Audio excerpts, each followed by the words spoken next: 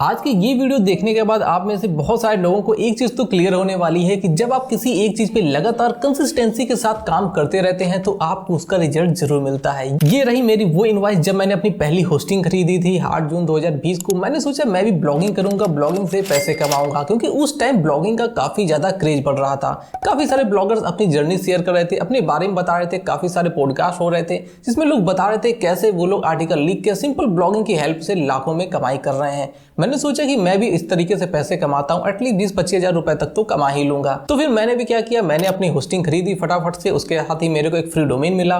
मैंने अपनी जर्नी यहां से स्टार्ट कर दी। मेरे को लगा कि ये काफी इजी तरीका है ऑनलाइन कमाई करने का। सिंपल से आपको ब्लॉग सेटअप करना है वन टाइम, उसके बाद आपको सिंपल आर्टिकल लिखते जाना है और आपकी यहाँ से अर्निंग शुरू हो जाएगी। लेकिन ये ऐसा नहीं था, इतना भी सिंपल नहीं था ऑनलाइन कमाई करना। लेकिन एक चीज थी कि अगर आप लगातार किसी चीज पे लगे रहते हैं तो आपको एक ना एक दिन उससे प्रॉफिट होना शुरू हो जाता है।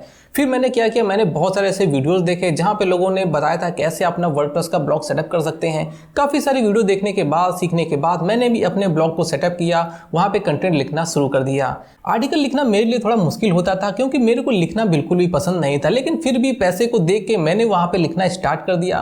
कुछ आर्टिकल लिखे, कुछ नहीं लिखे, कभी काम किया कभी काम नहीं किया। इस तरीके से मैंने काफी सारा टाइम वेस्ट करने के बाद सिंपल से उस ब्लॉग को मैंने वहां पे फिल कर दिया, जो मेरा फर्स्ट ब्लॉग था जब मैंने अपनी जर्नी स्टार्ट करी थी। इस तरीके से मैं नए वीडियो देखता, वहां पे लोग बताते इस नीश पे आपको डोमेन बाय करिए, इस नीश पे आप इस पे कंटेंट लिखने, यहाँ पे आपको हाई सीपीसी मिलती, हाई आरपीएम मिलती है। इसी तरीके से मैंने मल्टीपल डोमेन खरीदे, काफी सारे मैंने ब्लॉग सेटअप किए। इस तरीके से मैं यहाँ पे काम करता रहा, लेकिन मैंने किसी पे भी यहाँ पे कंसिस्टेंसी के साथ काम नहीं किया और मैं यहाँ से फेल होता रहा। फिर लगभग 1.5 साल इसी तरीके से मल्टीपल निश को ट्राई करने के बाद मैंने सोचा क्यों ना आप किसी एक की बात मान के, जिसमें लोग बोल रहे थे कि आपको उस निश पे काम करना चाहिए जिसमें आपको इंटरेस्ट है, तो मैंने सोचा क्यों ना मैं ट्रैवलिंग पे काम करता हूं, क्योंकि मेरे को ट्रैवलिंग में थोड़ा इंटरेस्ट था। और यहाँ पे मैंने रिसर्च करके देख लिया था कि यहाँ पे कंपटीशन काफी कम है, मैं यहाँ पे अपने आर्टिकल्स को इजिली रैंक करा सकता हूँ। फिर मैंने यहाँ पे एक डोमेन बुक किया, घूमने की जगह .in। अब ये डोमेन किसी और के पास है, मैं आपको यहाँ पे इनवॉइस दिखा देता हूँ कि मैंने इसको करीबन 2 से 3 साल अपने पास रखा। मैंने यहाँ पे आर्टिकल लिखना शुरू किया, काफी सारे आर्टिकल 70 to 80 आर्टिकल मैंने यहाँ पे लिख लिए थे। और मल्टीपल ब्लॉग्स पे काम करने के बाद मुझे इतना तो पता चल गया था कि कैसे मैं अपने आर्टिकल्स को रैंक करा सकता हूँ। मेरे काफी सारे आर्टिकल उसमें से रैंक करने लगे थे और लगातार काम करने के बाद मेरे को यहाँ पे करीबन $0.5 से लेके $1 तक की अर्निंग होना स्टार्ट हो गई थी। लेकिन फिर मैंने वही किया जो मैंने बाकी सारी ब्लॉग में किया कि मैंने वहाँ पे आर्टिकल लिखना छोड़ दिया। मेरे को लगता था कि यार इतनी मेहनत कर रहा हूँ, उसके बाद मेरे को अर्निंग बहुत ही कम हो रही है। फिर मैंने क्या किया, यहाँ पे काफी सारे और इंटरव्यू देखे। ये टाइम चल रहा था दिसंबर 2022 का, जहाँ पे लोग वेब स्टोरी के बारे में बात कर रहे थे। काफी सारे पॉडकास्ट, काफी सारे इंटरव्यूज ऐसे हुए जिसमें लोगों ने बताया कि कैसे वो लोग सिंपल सी वेब स्टोरीज को बना के काफी अच्छी खासी अर्निंग कर रहे हैं। मैंने भी सोचा क्यों ना मेरे पास भी ब्लॉग है तो मैं भी वेब स्टोरी ट्राई करता हूँ। मैंने वेब स्टोरी ट्राई करी, मेरे को यहाँ पे ट्रैफिक तो आया लेकिन मेरे को वहां से अर्निंग नहीं हुई। इस तरीके से मैं काफी ज्यादा यहाँ पे परेशान हो गया कि यार ये लोग अर्निंग कर रहे हैं लेकिन मेरे को यहाँ पे अर्निंग क्यों नहीं हो रही है। तभी एक दूसरा मेरे को यहाँ पे पॉडकास्ट देखने को मिला जहाँ पे उस बंदे ने क्लियर बताया कि किस तरीके से आप यहाँ पे डेली का $100 तक की भी अर्निंग टच कर सकते हैं। मैं उनकी चैनल पे गया उस वीडियो के माध्यम से, वहां पे जाके उन्होंने काफी डीपली चीजों को डिस्कस किया, किस तरीके से लोग अर्निंग कर रहे हैं और किस तरीके से क्या गलती करके लोग अर्निंग नहीं कर रहे हैं। एक छोटे से स्टेप की वजह से काफी सारे लोगों के पास ट्रैफिक तो आया उस टाइम, लेकिन उनकी अर्निंग नहीं हुई। मे बी आप में से काफी सारे लोगों ने इस चीज को ट्राई किया हो और आप में से काफी सारे लोग भी अर्निंग ना कर पाए हो या फिर कुछ लोगों ने अर्निंग करी हो। सिंपल से उस टेक्निक को यूज करने के बाद मेरे पास भी ट्रैफिक आने लगा फॉरेन का और मेरी यहाँ पे अर्निंग स्टार्ट हुई। कुछ ही अर्निंग होने के बाद आप में से काफी सारे लोगों को पता होगा कि जैसे आपकी ब्लॉग पे कम ट्रैफिक आता है और जैसे एक ही बार में बल्क में ट्रैफिक आना शुरू होता है तो यहाँ पे आपको एड लिमिट देखने को मिल जाती है गूगल एडसेंस में और वहीं से आपकी अर्निंग होती है। तो इस तरीके से करीबन 1 महीना, मार्च की ये बात है, 1 महीने करीबन यहाँ पे मैं एड लिमिट लगी रही, मेरी एड लिमिट वहाँ पे नहीं हटी। फिर जैसे ही अप्रैल में मेरी एड लिमिट यहाँ पे हटी तो वहाँ पे मैंने फिर से काम करना स्टार्ट किया और यहाँ पे करीबन $200-250 मेरे बन गए। फिर इस तरीके से मेरी वेब स्टोरी उस डोमेन पे काम करना बंद कर गई। फिर वहाँ पे काफी सारा फ्लैट रहा, काफी 3-4 महीने वहाँ से कोई अर्निंग नहीं हुई। फिर मैंने करीबन जुलाई में फिर से अपना काम स्टार्ट किया। मैंने सोचा काफी सारे लोग फिर से वहाँ पे पॉडकास्ट कुछ वायरल होने लगे जिसमें लोग अर्निंग कर रहे थे वेब स्टोरी की हेल्प से, तो मैंने सोचा क्यों ना एक बार फिर से ट्राई करते हैं, वेब स्टोरीज को बनाते हैं।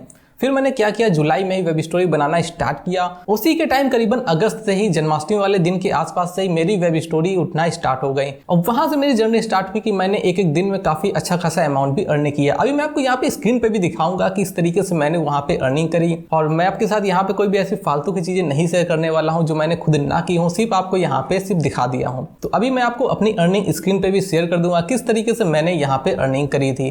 तो वहां से वेब स्टोरी में स्टार्ट हुई करीबन अगस्त, सितंबर, अक्टूबर, नवंबर के शुरुआत में जाके मेरी वेब स्टोरी फिर से बंद हो गई।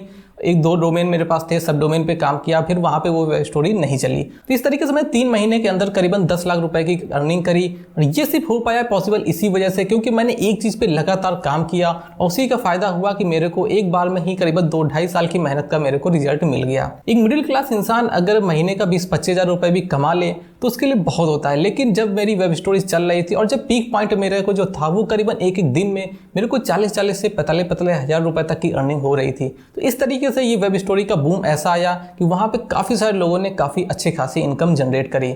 तो आपको एक चीज़ बताना चाहता हूँ कि जब आप किसी एक चीज़ पे कंसिस्टेंसी के साथ काम करते हैं तो आज नहीं तो कल आपको उसका रिजल्ट जरूर मिलता है। इसलिए आप में से जो भी लोग इस वीडियो को देख रहे हैं तो एक चीज़ याद रखिए, आप किसी भी एक स्किल को पकड़ के, किसी भी एक टॉपिक को पकड़ के आप कंसिस्टेंसी के साथ उस चीज़ पे काम करिए, उस पर आपको रिजल्ट जरूर मिलेगा। तो चलिए मैं आपको एडसेंस का प्रूफ भी दिखा देता हूँ जिससे आपको यकीन हो जाए कि वाकई मैंने अर्निंग करी थी। तो यहाँ पे मैं आ गया अपने कंप्यूटर में और आपके सामने ही मैं अपनी एक प्रोफाइल ओपन कर देता हूँ क्योंकि मैंने यहाँ पे अपनी मल्टीपल प्रोफाइल बना के रखी है और यहाँ पे मैंने पिन करके रखा है गूगल के एडसेंस।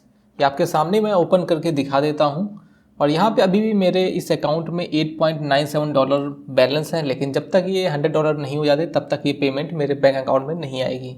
और लास्ट पेमेंट आपको यहाँ पे देखने को मिलेगी $2000 की, यहाँ पे लास्ट पेमेंट मेरे को रिलीज़ की गई थी। तो सबसे पहले हम यहाँ पे चलते हैं रिपोर्टिंग में और यहीं से पूरा डेटा मैं आपके सामने दिखाता हूँ। तो सबसे पहले मैं यहाँ पे कस्टम पे क्लिक कर देता हूँ और कस्टम पे क्लिक करने के बाद यहाँ पे हम सेलेक्ट कर लेते हैं लास्ट 3 ईयर, जिससे कि यहाँ पे पूरा डेटा आपके सामने दिख जाएगा।